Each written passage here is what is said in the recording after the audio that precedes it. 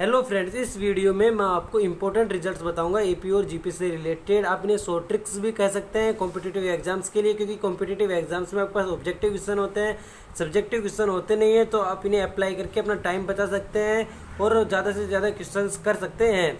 मैं आपको अपने वीडियोज़ में कंसेप्ट पढ़ाने की कोशिश करता हूँ। मैं आपको ज़्यादा प्रैक्टिस के क्वेश्चन करवाता नहीं हूँ।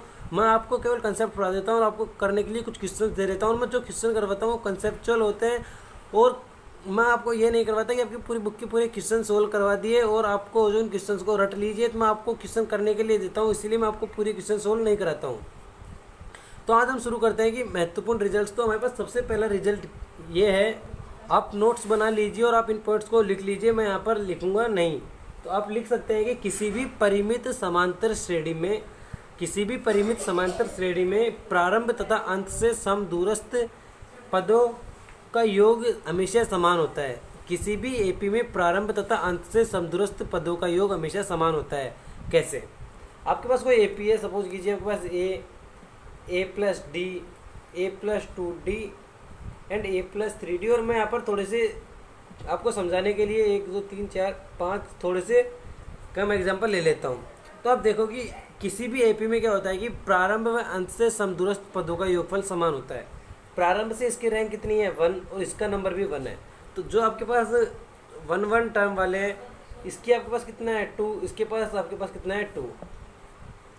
तो आप देखो कि a प्लस 4d जिसकी वैल्यू आपके पास आने वाली है a प्लस डी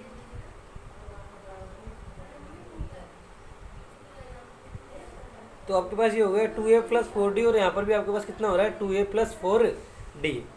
और यही आपके पास, इसको क्या करना है, आपके पास थर्ड टर्म है, आगे से भी थर्ड टर्म है, लास्ट से भी थर्ड टर्म है। तो मैं इसको यहाँ से आगे से थर्ड लिखता हूँ, पीछे से थर्ड लिखता हूँ। यहाँ पर आपके पास कितना हो जाएगा a plus 2d plus a plus 2d, जो भी क्या होगा इन सबके इक्वल होगा, जो आपके पास हो चुका है 2a प्लस 4d। आप इस कंसेप्ट को यूज करके बहुत सारे क्वेश्चन सोल्व कर सकते हैं। तो आपके पास क्या होता है कि किसी भी एपी में प्रारंभ व अंत से समदूरस्थ पदों का योगफल समान होता है। जो हमारे पास दूसरा रिजल्ट है, आप उसी को लिख लीजिए कि यदि किसी भी समांतर श्रेणी में पदों की संख्या विषम है, किसी भी समांतर श्रेणी में अगर पदों की संख्या विषम है तो श्रेणी का योगफल क्या करना है आपको, अगर मध्य फल पद और उसके अंदर जितने पदों की संख्या है उसके गुणनफल के बराबर होता है। कैसे?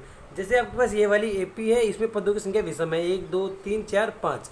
तो इस समांतर श्रेणी का योगफल निकालने के लिए आपको जरूरत नहीं है, आपको इसका मध्य पद लेना है। तीसरा पद जो कितना आ रहा है आपके पास a प्लस 2d और इसके अंदर टोटल पद है 5। तो इस समांतर श्रेणी का योगफल होगा 5a प्लस 10d।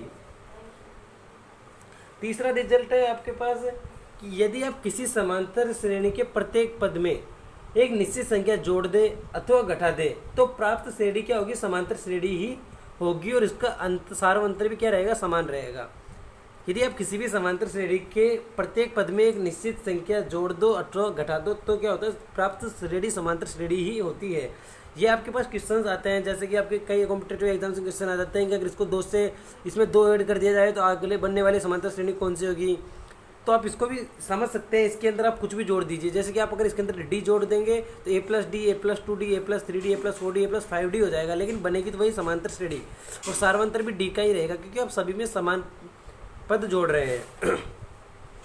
जो मेरे पास अगला रिजल्ट है यह है कि यदि किसी भी समांतर श्रेणी के प्रत्येक पद को किसी संख्या से गुणा अथवा भाग कर दिया जाए तो प्राप्त श्रेणी समांतर श्रेणी ही होती है, परंतु श्रेणी का सार्वंतर उस संख्या से गुणा अथवा भाग हो जाता है। अगर आप इसको किसी भी संख्या से मल्टीप्लाई कर दो या डिवाइड कर दो तो आपके पास बनने वाली श्रेणी समांतर श्रेणी ही होगी, लेकिन आपके पास जो उसका सार्वंतर होगा वह उसी संख्या से गुणा या फिर भाग में चला जाता है। जो 5वां गुणधर्म है ये थोड़ा इम्पोर्टेंट है और ये आपको ज़्यादातर कॉम्पिटिटिव एग्जाम्स में बहुत सारे क्वेश्चन आ जाते हैं, इसीलिए आप इसको मैं प्रूव नहीं करूँगा, आपको खुद को प्रूफ करना है, इसको आपको अपना माइंड यूज करना है। मेरे जो रिजल्ट मैं यहाँ पर लिख देता हूँ कि √a √b and √c, √a √b and √c। यहाँ पर ये क्या है आपके पास a, b, c क्या है, तीनों भिन्न अभाज्य संख्याएँ हैं, तीनों भिन्न अभाज्य संख्याएँ हैं, भिन्न अभाज्य संख्याएँ। √a √b √c और आपके पास a b और c तीनों भिन्न अभाज्य संख्याएँ हैं। ये किसी भी एपी के कोई भी तीन पद नहीं हो सकते। किसी भी एपी के कोई भी तीन पद नहीं हो सकते। आपको ट्राई करना है इस क्वेश्चन को आप खुद सोल्व कर सके, क्योंकि आप अगर ये वाला रिजल्ट यूज कर देंगे तो आपके पास कई एपी ऐसे आ जाती है जिसमें बीच में जो रूट है रूट भी रूट से आ जाता है, फिर आपसे पूछता है कि इस एपी है, जीपी है, एचपी है, तो उस वाले केस में आप पता कर सकते हैं। अब इस रिजल्ट को आप खुद प्रूव करने की कोशिश कीजिए। अगर एग्जाम में आएगा तो भी आप करेंगे, तो अभी आप इसको करने की कोशिश कीजिए। अगर आपसे नहीं होता है तो मैं कमेंट में लिख दीजिए, मैं आपको इसका प्रूफ अगले वीडियो में बता दूंगा। जो हमारे पास अगला छठा रिजल्ट है, इसी को भी आपको प्रूव करना है कि अगर आपके किसी समांतर श्रेणी का पीवा पद Q है, किसी समांतर श्रेणी का पीवा पद आपके पास कितना है Q, और अगर आपके पास उस समांतर श्रेणी का क्यूवा पद P है, उस समांतर श्रेणी का क्यूवा पद आपके पास P है, तो उसी समांतर श्रेणी का आरवा पद आपके पास कितना होगा P plus Q minus R. अब आप कोई सा भी पद निकाल सकते हैं। जैसे आपको दे दिया पीवा पद Q है, क्यूवा पद P है, पांचवा पद 3 है, तीसरा पद 5 है, तो अब उसका आप आरवा पद कैसे भी निकाल सकते हैं P plus Q minus R. ये भी आपको क्या करना है, प्रूव करना है। वैसे ही आपकी एनसीईआरटी में क्वेश्चन भी मिल जाएगा, लेकिन इंपॉर्टेंट रिजल्ट है। जो सातवां इंपॉर्टेंट रिजल्ट है वो है कि किसी समांतर श्रेणी के P पदों का योगफल Q है और Q पदों का योगफल P है। P पदों का योगफल आपके पास Q दे रखा है और Q पदों का योगफल आपके पास P दे रखा है। तो जो आपके पास P प्लस Q पदों का योगफल होगा जो होगा माइनस P माइनस Q। ये भी एक इम्पोर्टेंट रिजल्ट है, आपको ये वाले रिजल्ट याद करने हैं। तो जो मैंने आपको रिजल्ट पढ़ाए इन्हीं के बेसिस पर मैं आपको कुछ क्वेश्चंस होमवर्क के लिए दे देता हूँ जो आपको सोल्व करने हैं। आपको होमवर्क के लिए क्वेश्चन ये है कि आपके पास A1, A2, A3 up to A25 AP में है तथा A1 प्लस A25 की वैल्यू मतलब plus A13 plus A21 plus A25, इसकी वैल्यू आपको दे रखी है 225। तो आपको क्या करना है कि पूरी समांतर श्रेणी का योगफल निकालना है। वैसे मैं बता देता हूँ कि आपको पूरी समांतर, लेकिन आपको कुछ ऐसे नोटेशन मिला हुआ है। इसका नोटेशन का मैंने आपको पहले मतलब सिखा दिया था। इसका मतलब है कि आपको पूरी समांतर श्रेणी का योगफल ज्ञात करना है। आप इन्हीं को यूज करोगे कंसेप्ट्स को, तो आपके पास हो जाएगा।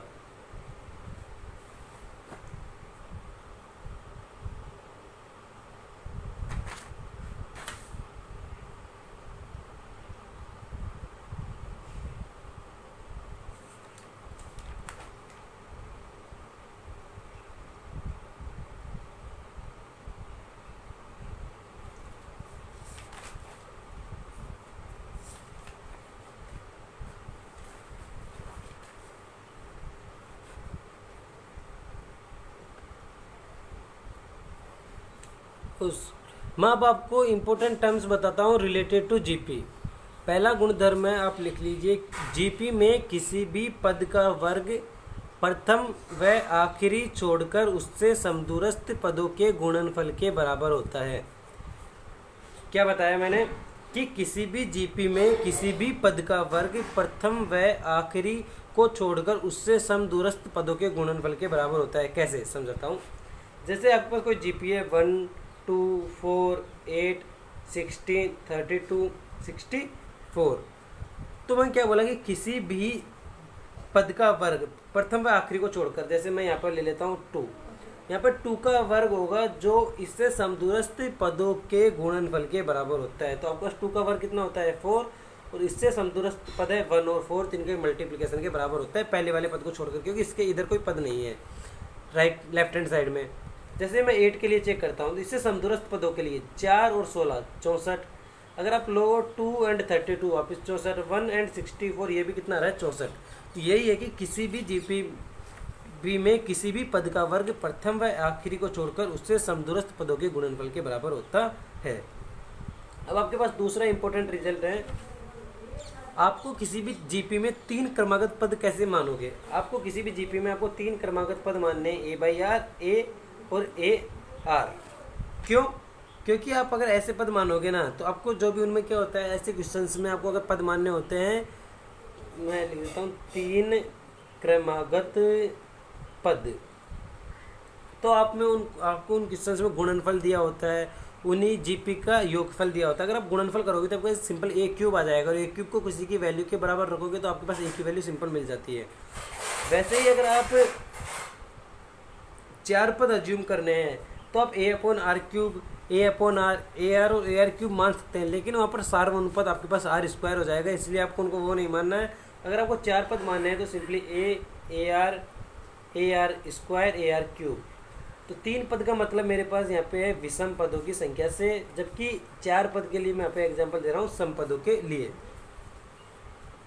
अब कुछ प्रॉपर्टीज और है, जैसे कि अगर a1, a2, a3, an GP में है तथा सार्वनुपात r है, तो अगर आप इसको किसी कांस्टेंट k से मल्टीप्लाई कर दोगे तो बनने वाली सीक्वेंस भी आपके पास जीपी होगा और उसका सार्वनुपात भी r होगा।